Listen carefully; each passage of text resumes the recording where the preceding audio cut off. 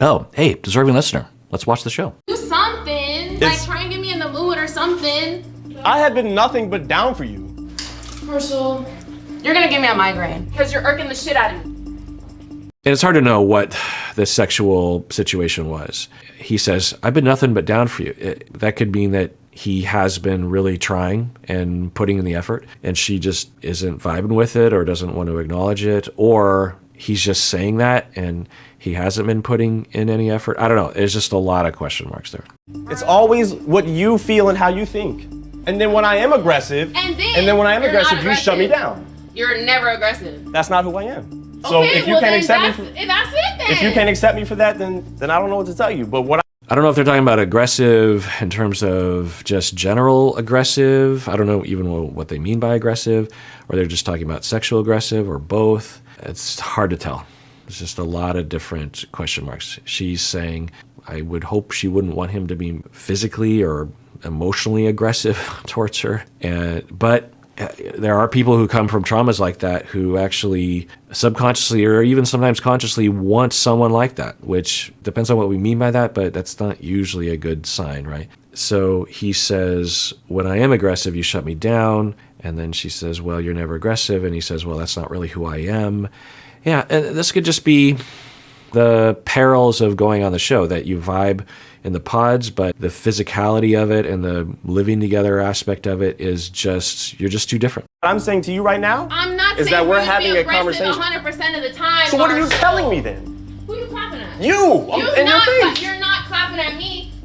You better fix it. Is that not me being aggressive? So I'm a little worried that he is, one, angry, which is normal. I think they're both angry, but that he is going to take this as permission or as an invitation to become verbally aggressive. I don't even know if that's what's happening.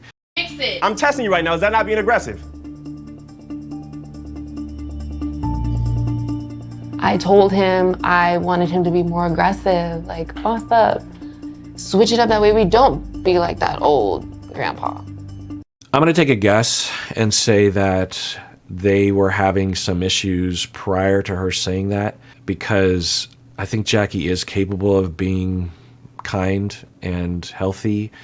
So she either did say it in a healthy way, there's just so many question marks, but she could have gone in and be like, hey, I have this thing, call it a kink or a preference or whatever, but the way you approach me sexually, it seems too timid or too tentative or even too interested in how I feel. I just want you to be more aggressive. I just want you to be more into it. I don't want you to harm me or coerce me or force me, but I want someone that wants me. I want someone that has a lot of energy, is willing to try to convince me to have sex. That's the sort of partner I want. And it'd be totally fine. Some people go even further with it and have kinks that would be further down the road or along those lines, which is also fine. It's consensual. It's okay to have that preference. So there's that version where she approached him in that way. But I imagine, given what we're seeing right now, because I imagine he would have responded better and it wouldn't have resulted in a fight. Now, he might have said,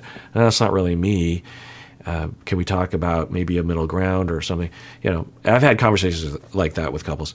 So the other end of the spectrum is they were having a fight or she got triggered by something, which we could imagine. She gets triggered on this show, and she's been, for the most part, healthy about communicating that she's having a trigger and that she's having an emotion, and he takes care of her, and that seems to go well. I've had questions about overfunctioning, underfunctioning, codependent, and underfunctioner, meaning that he's always the one taking care of her and she's very rarely the one taking care of him, which isn't necessarily a problem, but it usually is. Anyway, on the other side of the spectrum, it's possible that they had some kind of fight. She got triggered, it's just a guess, or he did. Anyway, and then in the midst of the fight, they start talking about their relationship isn't going that well. There's some sort of indication. And then she zeroes in on this thing of just like, well, if you were just more aggressive in bed, then maybe this thing would be going better. I'm just going to take a guess and say that it was in that camp. And then he's talking about, oh, what you said to me really seared into my brain and I just can't get over that. I didn't even say it to where I was derogatory or I defamed you or anything. Fuck no. Okay, interesting. So There's a possibility that she was at least not as problematic as I was wondering she might be. And he just has a trigger. He has a trauma about masculinity, which I'll tell you, I think it'd be hard to be a man and not have that. So I'll just speak for myself. Even though I've done a lot of work on eschewing negative and toxic masculine traits, of course I can't get rid of it completely, but I'm more conscious of how I see masculinity and where I am. And I'm older, so I don't know, it's a little different at this stage, but not necessarily. But I will speak for myself that to this day, if someone were to call out my manhood, my wife were to do it, as maybe that would be particularly hurtful, then it would be hard not to, even though I would say, well, say I'm in public and I accidentally bump into someone and someone's just like, so, you want to bump into me? Let's go, catch you outside. And I'll say like, no, it's okay. Sorry, I bumped into you. And then they call me a pussy. You're not a real man. I would like to think that I'd just be like, okay, well, see you later. I've got better things to do. But if I'm honest, it would affect me and it would hurt me. It would bother me. It would engage this aspect of myself, a younger self, where I would fight him or I would do something to him. And in an effort to establish that I am a quote unquote real man, whatever ridiculous notion that is. And it would bother me. So if my wife had implied, so if, for example, in his shoes, if my wife said something that actually had nothing to do with gender, it had nothing to do with toxic masculinity, but I felt like it might, then, I can imagine that would trigger me, that they'd just be like, so you're saying I'm not a real man? What are you saying? It sounds like maybe that's what happened, because I don't know, it's complicated, right? Because it actually kind of engages one's toxic masculinity at the same time that, because, if you are someone that doesn't adhere to toxic masculinity, which I think he doesn't adhere to it, seemingly, then you're probably getting a lot of accusations, or at least you wonder about accusations and thoughts that you're not a real man, because that's what a lot of people will think. If you get rid of toxic masculine presentations and attitudes and behaviors, then you're pretty sure, like I'm pretty sure that some people think of me as not a real man. In fact, in the beginning of this podcast,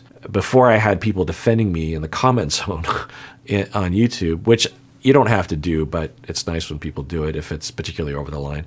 But I would talk about feminism. I would say I'm a feminist, and I would talk about the science behind sexism, and I would talk about a lot of things along those lines, social justice issues. And people, toxic men, and maybe some women, would call me a pussy, a mangina, I'm not a real man, I'm a cuck, these kinds of things.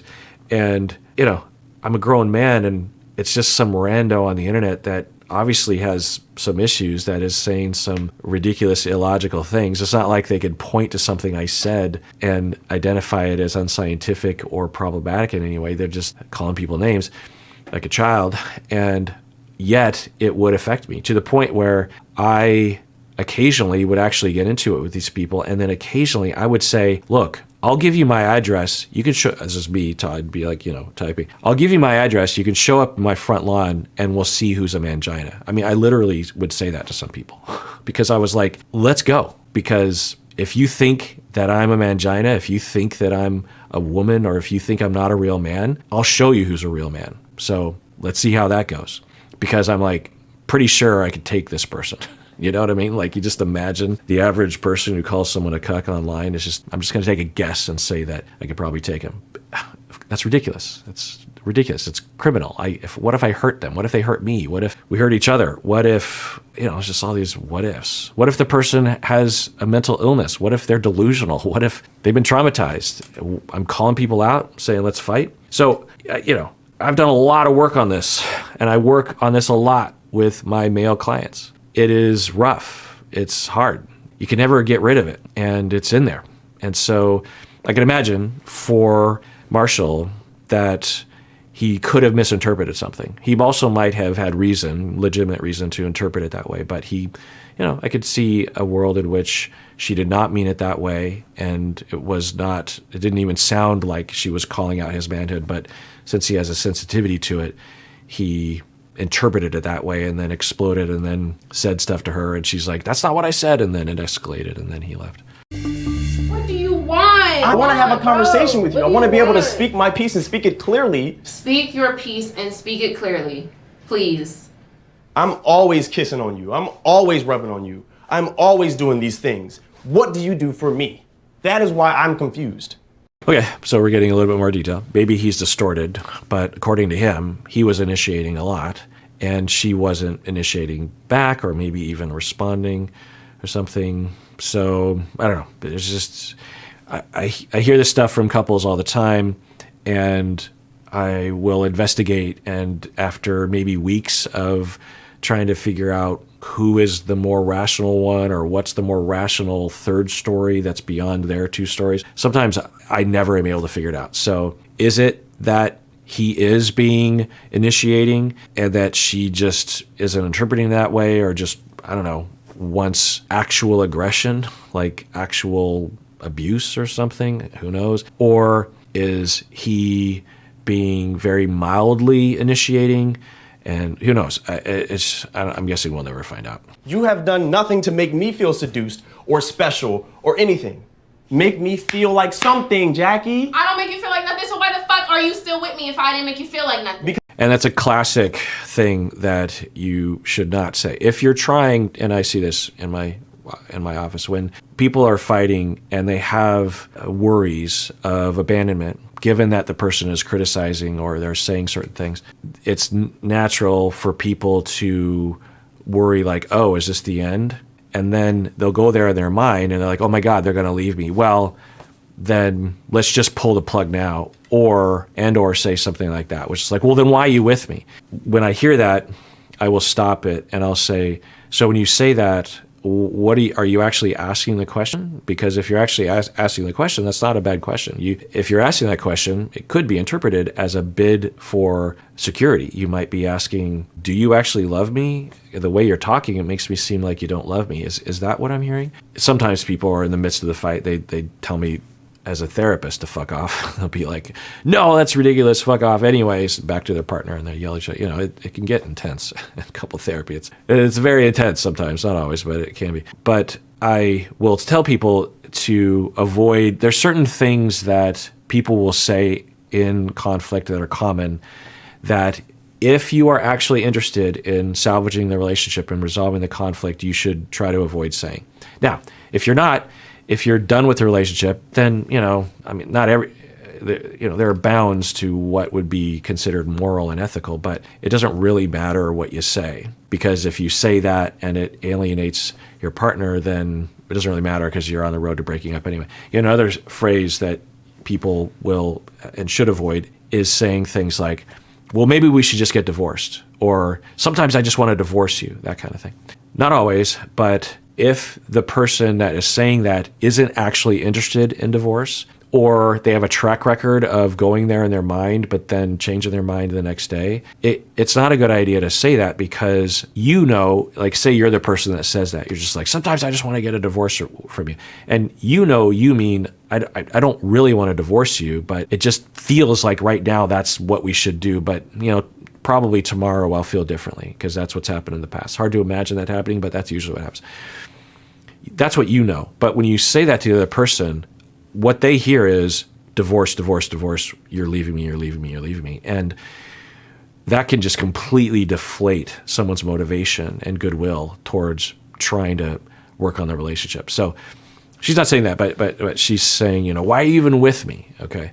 I don't know. There's just so many questions as to what really happened. She could be a jerk face last night. He could have been. They both could have been. This could just be some sexual difference. They could be really unfair. I mean, there's a world in which he was initiating a lot and she was shut down sexually to him occasionally or frequently or always, or maybe she doesn't have a chemistry with him, or I don't know. There's just, it's hard to know. And sometimes as a couple therapist, I don't need to know, and I don't care to know the truth of the matter.